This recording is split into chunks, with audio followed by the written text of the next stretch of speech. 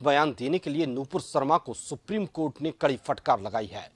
Court ने कहा कि देश भर में अशांति फैल गई है, देश में जो कुछ भी हो रहा है उसकी जिम्मेदार नूपुर ही हैं।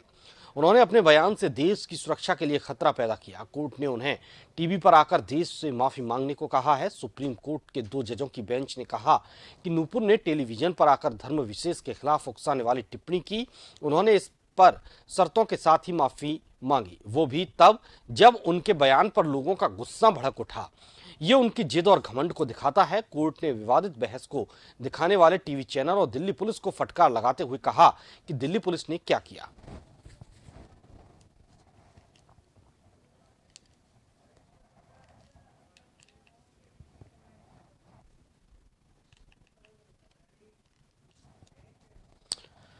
और हमसे बातचीत के लिए वरिष्ठ पत्रकार ओम सैनी जी हमारे साथ जुड़े हुए हैं। ओम सैनी जी, आज नूपुर शर्मा के बयान को लेकर सुप्रीम कोर्ट ने उन्हें कड़ी फटकार लगाई है, दिल्ली पुलिस को भी फटकार लगाई गई है। नूपुर शर्मा के लिए सुप्रीम कोर्ट ने कहा है कि उन्हें टीवी पर आकर माफी मांगनी चाहिए और जो कुछ भी देश में हो रहा है, भले ही उदयपुर की घटना, इस सब के लिए नूपुर शर्मा के बयान को ही जिम्मेदार ठहराया है। बिल्कुल ठीक कह रहे हैं। सुप्रीम कोर्ट का बयान तो मैंने वो जो टिप्पणियां मैंने पढ़ी हैं और जी देखी हैं अभी जी, लेकिन महत्वपूर्ण बात यह है कि इन सब बातों के बावजूद क्या हमारी जो वर्तमान राष्ट्रीय सरकार, केंद्र सरकार है, वो राजधर्म निभाएगी जी। क्या? ये एक तरीके का संकेत नहीं है जैसा कि एक वक्त में अटल बिहारी जी वाजपेयी जब जीवित थे और 2002 का जब गुजरात का मामला चल रहा था तो उन्होंने कहा था कि मुख्यमंत्री को राजधर्म निभाना चाहिए। उसी तरीके से आज सुप्रीम कोर्ट की जो फटकार है उसी संदर्भ में समझी जानी चाहिए कि जिस कॉन्स्टिट्यूशन की आप शपथ लेते हैं, जिस कॉन्स्टिट्यूशन के आप रक्षक बने हुए हैं, उसके रहते हुए इंस्टीट्यूशन अगर इस तरीके से आप ही के प्रवक्ताओं के माध्यम से, आप ही के पार्टी के नेताओं के माध्यम से अगर ध्वस्त हो रहा है तो ये आपके लिए खुद के लिए सोचने की जरूरत है।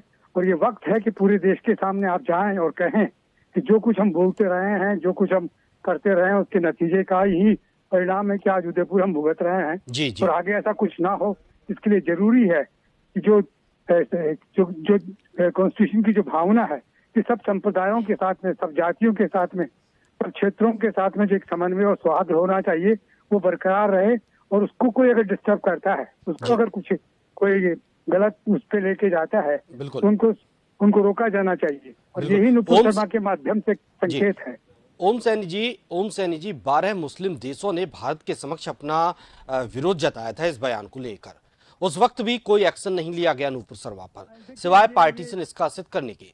अब तो खुद सुप्रीम कोर्ट ने दिल्ली पुलिस से पूछ लिया कि आखिर आप बताएं कि आपने अब तक गिरफ्तारी क्यों नहीं की, जबकि एफआईआर दर्ज हो गई थी। अब तक आपने किया तो किया क्या? और सुप्रीम कोर्ट ने यह भी कहा कि अगर अब तक गिरफ्तारी नहीं होती है तो यह कहीं ना कहीं नूपुर शर्मा की ऊंची पहुंच को दिखाता है, दर्शाता है। तो कहीं ना कहीं अगर दिल्ली पुलिस पर सवाल उठते हैं तो क्या ये केंद्र सरकार पर सवाल नहीं उठ रहे? निश्चित रूप से देखिए, दिल्ली पुलिस केंद्र सरकार के तहत ही आती है। दिल्ली राज्य की पुलिस तो है नहीं, वो तो गृह मंत्रालय के उसमें आती है। तो गृह मंत्रालय को एक तरीके से आपने जब कहा है तो इसका मतलब आपने सरकार को कहा है, सरकार को कहा है, इसका मतलब कि राष्ट्रीय नेतृत्व को कहा है। और उनको समझने की जरूरत है। ये संकेत है और बड़ा स्पष्ट संकेत है, जिसके बारे में विपक्षी बहुत बोलते रहे हैं, कहते रहे हैं कि साहब आप अपने भाषणों से, अपने कर्तव्यों से पेट्रोल छिड़क रहे हैं या मिट्टी का तेल छिड़क रहे हैं। उदयपुर वाली घटना का भी कोट किया है कि उदयपुर की घटना नूपुर शर्मा के इस बयान का ही परिणाम है। ये जो नफरत का माहौल बन गया है, इसको नियंत्रित करने का ये सही वक्त है। और वो प्रधानमंत्री को मेरा ख्याल है कि खुल करके आना चाहिए, जैसा ये हमारी राज्य सरकार के हमारे मुख्यमंत्री कहते रहे हैं कि पूरे देश में वो अपील कर रहे हैं कि हम लोग सब संप्रदायों के साथ में, सब धर्मों के साथ में समन्वय और सौहार्द के साथ में रहना चाहते हैं। ये बात कहना चाहिए।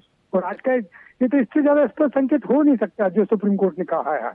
जी ओम सैनी जी, लेकिन अब सवाल ये उठता है कि क्या इतना सब कुछ होने के बावजूद भी जब नूपुर शर्मा के वकील मनिंदर सिंह ने कहा कि उन्होंने माफी मांग ली है, तो सुप्रीम कोर्ट ने कहा कि उन्होंने माफी मांगने में बहुत देर कर दी और सशर्त माफी मांगी। ये माफी नहीं, टीवी पर आकर उन्हें खुद माफी मांगनी चाहिए। अब तो क्या अब नूपुर शर्मा अब आएंगी टीवी पर या नहीं? अब देश से माफी मांगेंगी या नहीं? अब ये सवाल खड़ा हो गया है। शर्मा एक बड़ी जैसे शब्द भी बड़ा अजीब से इस्तेमाल किया सुप्रीम कोर्ट ने, वैसे मैं कहना चाहता हूँ कि इस ढीठपन के साथ में अगर आप माफी मांगते हैं तो माफी मांगना कहाँ हुआ? जी माफी में तो आखिर शाम से झुक जानी चाहिए। जी जी आपकी विनम्रता की मूर्ति आपको बन जाना चाहिए।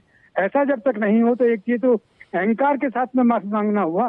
तो अहंकार के साथ में अगर नुपुर शर्मा फरमाती हैं और कुछ करती हैं तो वो कोई माफी नहीं है। इसका मतलब ये है कि ठीक है देख लेंगे। तो केंद्र सरकार को बाध्य करना चाहिए अपनी उस जिनको निकाला है पार्टी से कि आपको सचमुच में इन्हीं चैनलों पे जिन पे आप बोल के आई हैं वहीं जाकर के आप बोलें कि ये जो कुछ मैंने किया है ये बहुत गलत किया है, मैं इसके लिए शर्मिंदा हूँ। जब तक ऐसा नहीं कहती है तब तक कोई मतलब नहीं है। और पार्टी के नेताओं को रोका जाना चाहिए। उदयपुर की घटनाओं में जिस तरीके से यहाँ के सांसद और यहाँ भारतीय जनता पार्टी के नेता बोलने लगे हैं वो तो कुछ अलग ही भाषा बोल रहे थे। वो तो नुपुर शर्मा का अगला पाठ पढ़ा रहे थे। देखिए ये सौहार्द और समन्वय अगर नष्ट होता है तो बड़ा खतरनाक होगा।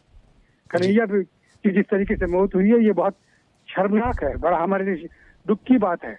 इन सब चीजों से बचने के लिए जरूरी है कि सुप्रीम कोर्ट के बताए हुए संकेतों पे केंद्र सरकार गौर करे और तत्काल दिल्ली की पुलिस को बाध्य करे कि नुपुर शर्मा को अंदर किया जाना चाहिए और उन्होंने जो कुछ कहा उसके लिए राष्ट्र से माफी मांगने की बात उनसे कही जानी चाहिए। जी बहुत बहुत शुक्रिया ओम सैनी जी आपका हमारे साथ जुड़ने के लिए।